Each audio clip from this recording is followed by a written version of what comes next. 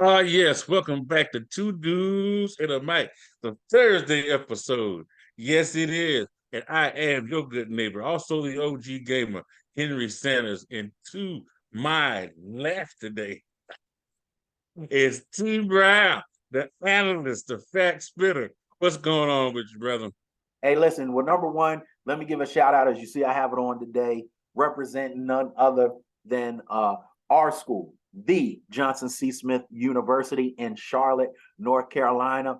Got to give a shout Yes. out to the JCSU football team. First time in about 25 years, they have had a winning season, and they are going bowling. Do you hear me?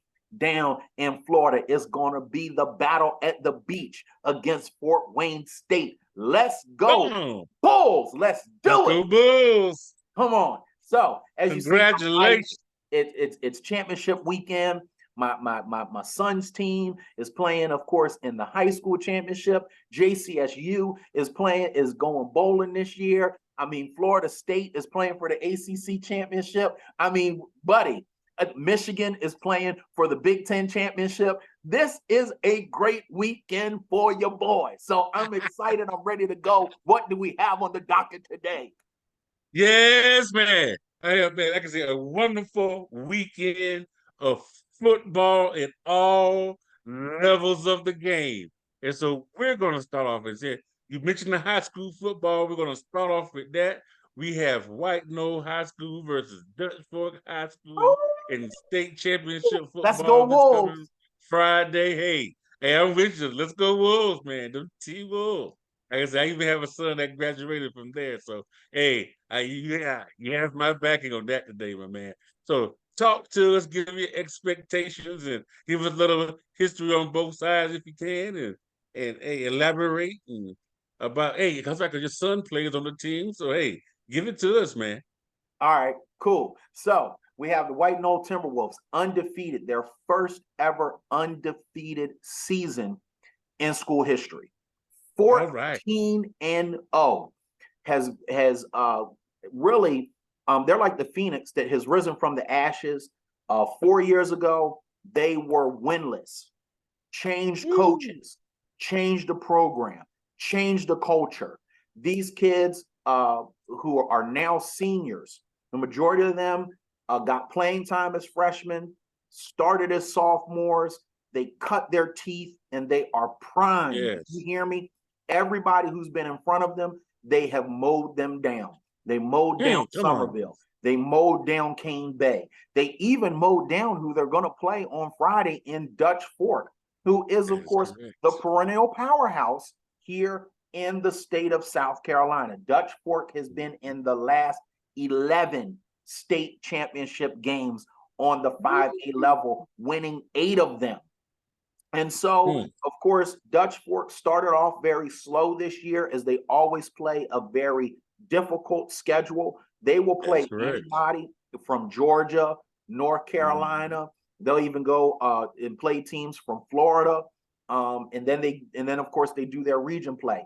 This year, White Knoll gave Dutch Fork their first region loss in 15 years. And as a matter of fact, White Knoll won the region that both of them are in this year. So for many, even though with all of what I've just told you, and White Knoll being undefeated, and White Knoll being the region champ, and White Knoll being the #1 team in the playoffs, many still believe that Dutch Fork is the heavy favorite because of Tom Knotts and the history of Dutch Fork. But baby Bubba, I've come here to tell you today, and I'm not saying this just because, and some would say this is biased because my son plays on White Knoll, but I've watched both teams very closely all this year, and I'm going to tell you this right now. It is going to be a knockdown, drag-out defensive game.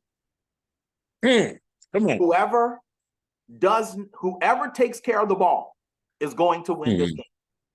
Whoever takes advantage of the slim glimmers that defenses will give to offense on tomorrow night, whoever takes advantage is going to win this game. And I'm going to tell you right now, you heard it here first. White Knoll 14, Dutch Fork 10, White Knoll, undefeated state champs when it's all said and done tomorrow night right here in Orangeburg, South Carolina, on the campus of South Carolina State. The Timberwolves are going to be the state champs, baby. You heard it here first. All right, come on.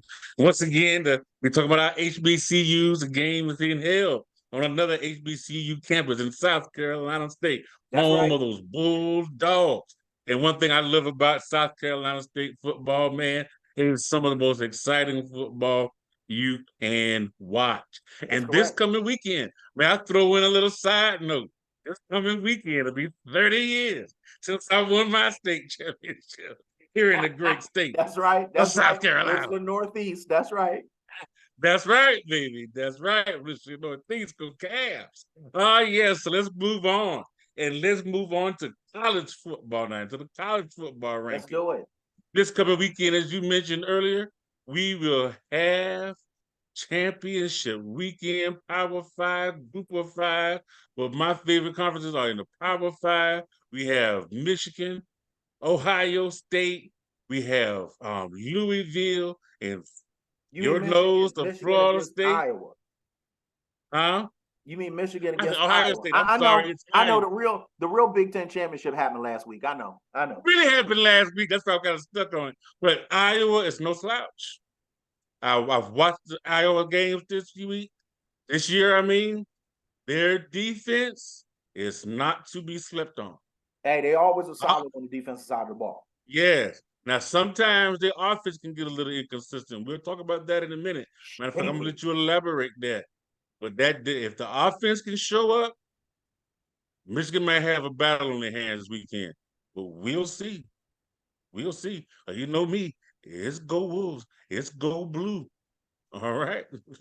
That'll never change. Have those same colors. That's when we was at Victor Smith. They always had those Wolverine colors. You know what I mean?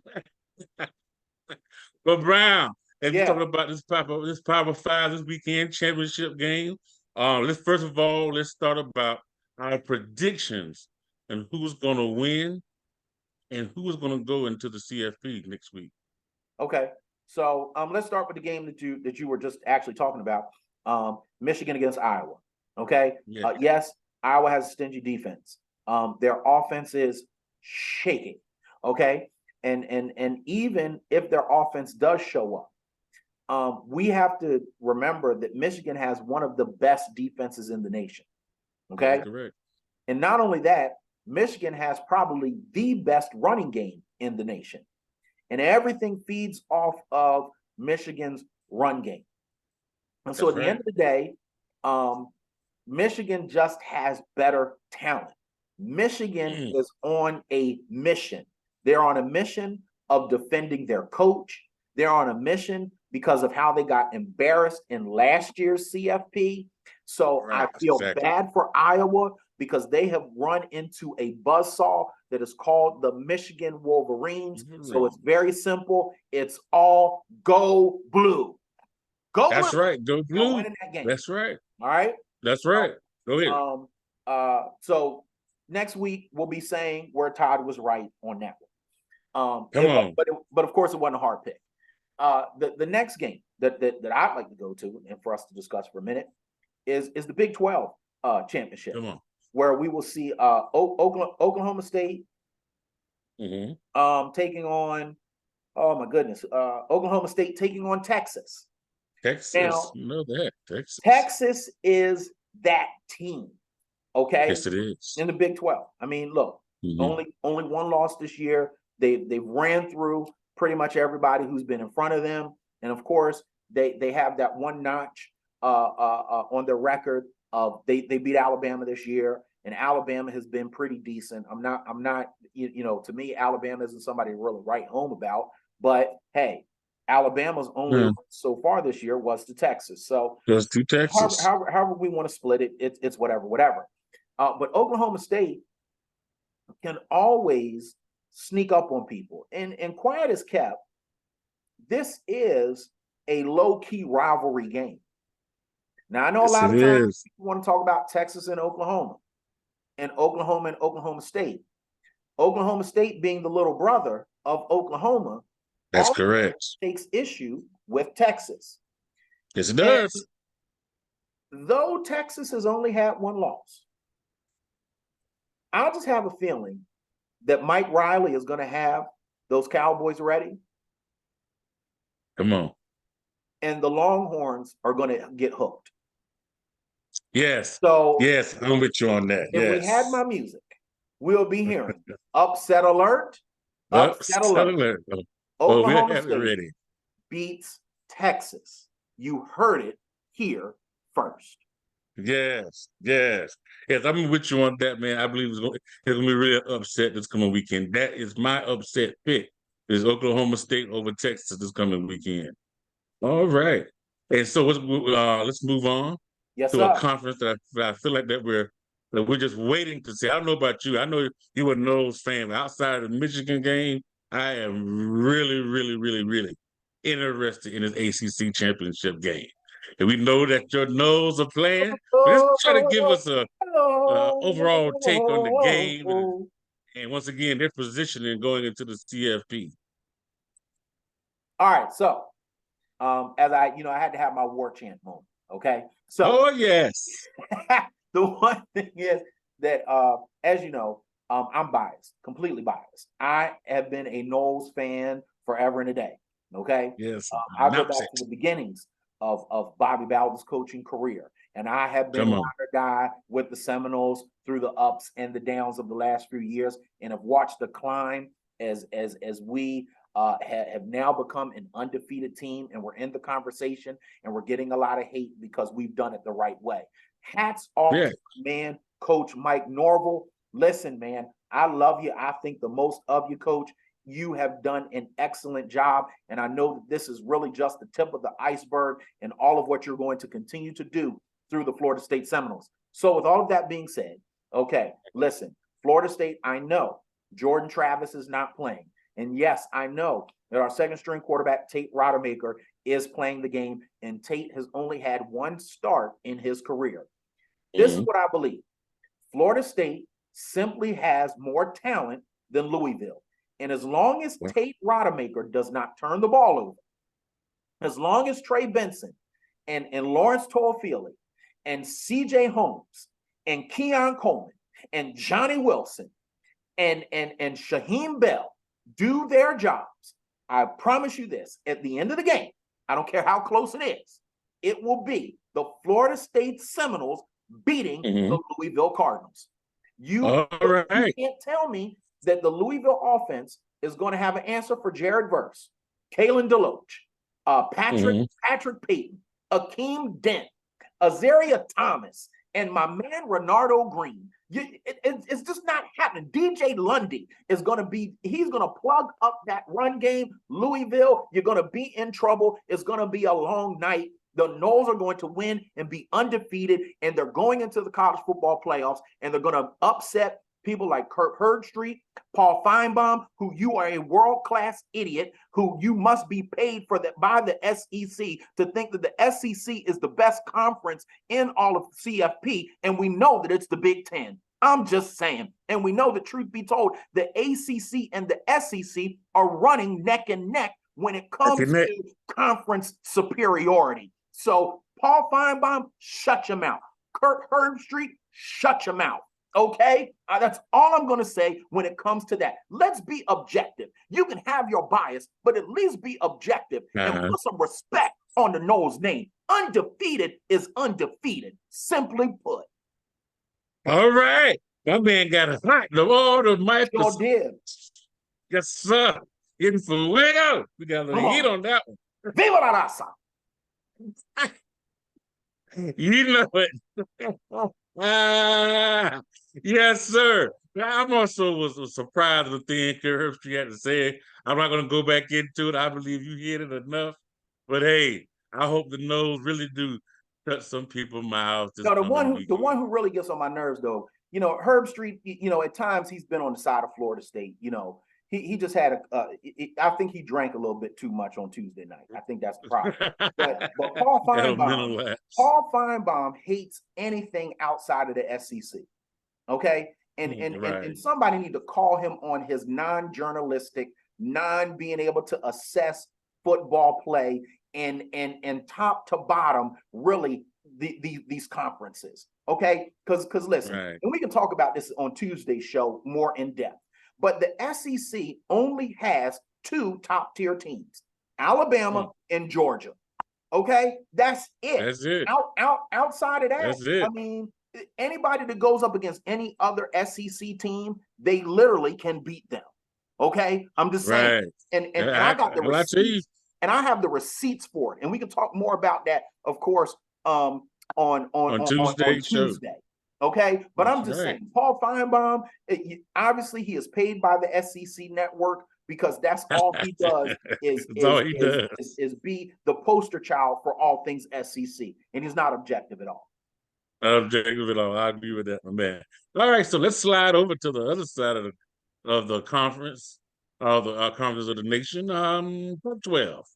As it stands right now, the Pac-12, and give me a take on that conference. Who's going to come out the winner this weekend, and will they make the CFP? Well, I tell you what I like about this is that as the Pac-12 changes, because we don't know what the Pac-12 is going to be, but with this being the last championship game of the Pac-12 in its present configuration, I think that it's wonderful that 2 of their standout programs in Oregon and Washington are playing for the conference championship, as opposed to many people would want USC or UCLA. But if we look over like the last 10 years, Oregon and Washington, to me, have been flag bearers for the Pac-12 conference. Yes, if we're just gonna keep it a buck. So with that being said, Washington has looked good. Their offense has looked great. Michael Penix is a Heisman candidate. The only thing is that I don't trust their defense. And if you're going to be Oregon, you got to get some stops. And I just don't see how Washington is going to stop the high-powered, high-octane offense of Oregon. I mean, the last time they played, it was a shootout. It went down to the last possession. And who had the ball last? One thing that I will say is Dan Lanning is a defensive coach. And I think that Dan Lanning learned from the previous encounter between these 2 teams. And so give me the Mighty Ducks to beat the Huskies. And therefore, Washington will come out of the 4 teams for CFP. Oregon will move in, and Florida State, as a result, will move up. All right. So I think we covered all. Did we cover all the Power 5? No, sir. No, sir. There's one more game we had to deal with. And I'm surprised you didn't want to deal with this game. It's Alabama against Georgia. Georgia. Oh, yes. It's the SEC, man. Just looking around. We have Alabama and UGA, those Georgia Bulldogs, coming in this weekend. I mean, exciting game. No, it's not. It's gonna be ground and pound. It's gonna be that ain't gonna hit or get hit. I'm just gonna go ahead and say Georgia Bulldogs all the way. All right, you take it from there, Brian. Yeah, Georgia's win the game. It's not gonna be close. Alabama's good, but they're not good enough. So at the end of the day, Georgia's gonna win the game. They're gonna win their 3rd SEC championship. Making Kirby Smart the new Don of the SEC, and Saban can just eat his lunch. And Georgia's going to get the number 1 seed in the CFP. Michigan's going to be number 2. Florida State's going to be number 3, and Oregon's going to be number 4. Woo! So what we're going to have is we're going to see Georgia against Oregon, which is going to be a great game. Great game. And then we're going to have Michigan against Florida State, which is going to be another great game. This year's college football playoff is going to be some really good football. Yeah. Yes. You heard it here first. Oh, yeah. You heard it here first. Man, says Oregon is coming in. That was not my upset pick for this weekend. I actually was going to slip in Washington, but yeah, okay, that's the only picks So will be you different. have Washington. You have Washington beating Oregon. I have Washington. So who's your Final Four? Oh, everybody you just named, but Well, what's your order though? Because that determines matchup. Oh, the match. Oh, that's easy. Number one, I'm gonna do it like this. Number one, Georgia. Number four, Washington. Number two, Florida State. Number three, yeah, I said number two. Yeah. Why you look so shocked, man? Wait. Because you always be drinking that haterade when it comes to my I notes. don't drink the haterade. I respect the two? program. I'm not a fan, but I respect the program. You said number two. You have Florida State over Michigan. I have Florida State over Michigan. The king of bias has my Florida State Seminoles over Michigan. Yeah, man. I'm being objective. I'm trying my best this episode to be objective. Let me wipe these tears. I'm about to get emotional. Yeah, I have to, man. I mean, if you just look at strength of schedule and you eye test the ball games, much as I'm a Michigan fan, you know I'm a Michigan fan. Yeah. From the beginning, Michigan all the way. Florida State 2, Michigan 3. Well. You've been learning. I'm starting to rub off on you some. Glory. Just a little bit. Just a little bit.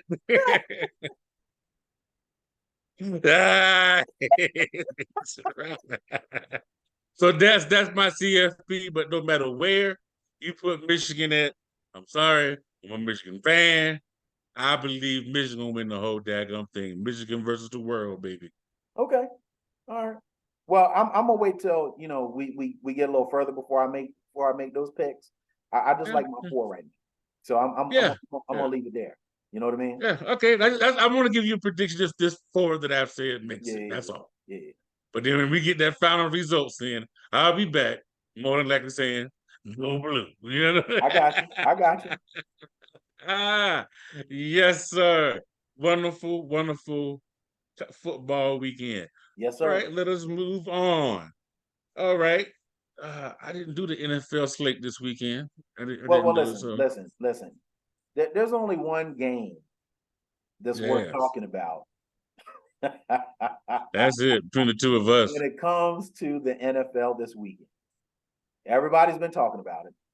Yes. Philadelphia is going to be the center of the NFL universe this weekend.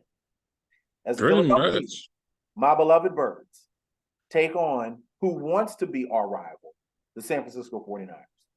Right. The 49ers have tried to do everything to make this a rivalry. And of course, as Eagles do, we've taken the high road.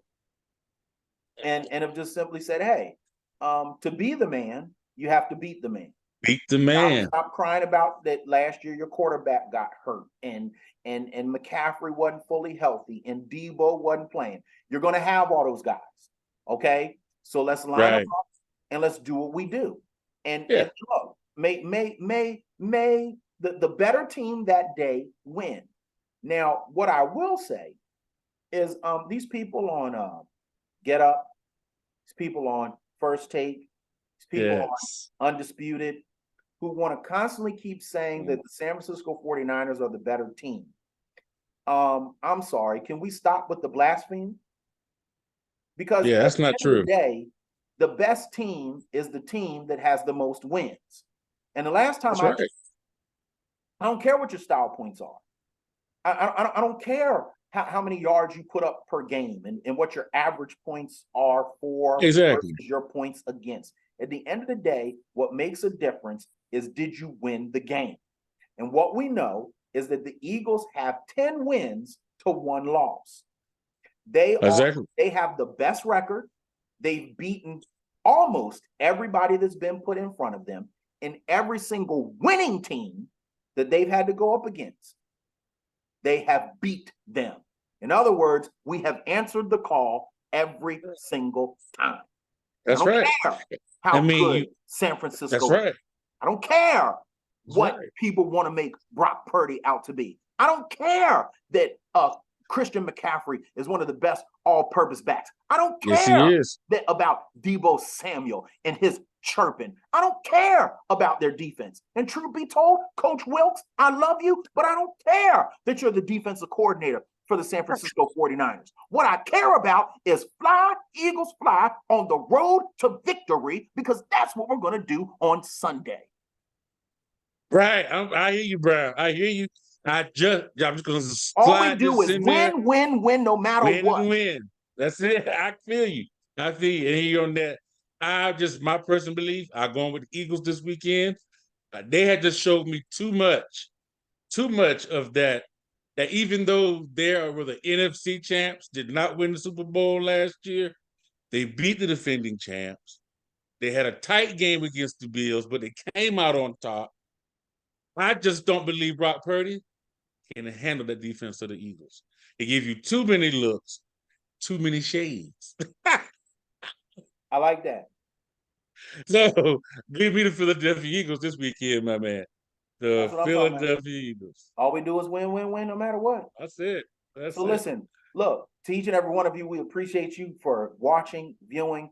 We hope that you have enjoyed everything that we have presented to you today here on Two Dudes and One Mic, with none other than my man, the good neighbor, Henry Sanders, me, the fact spitter, Todd A. Brown, giving you the best in talking sports, entertainment, you name it. Listen, if you want us to talk about anything sports related, anything entertainment related, please hit us up in the comments in order that we can, of course, discuss those things, that you might learn some things as well as be entertained.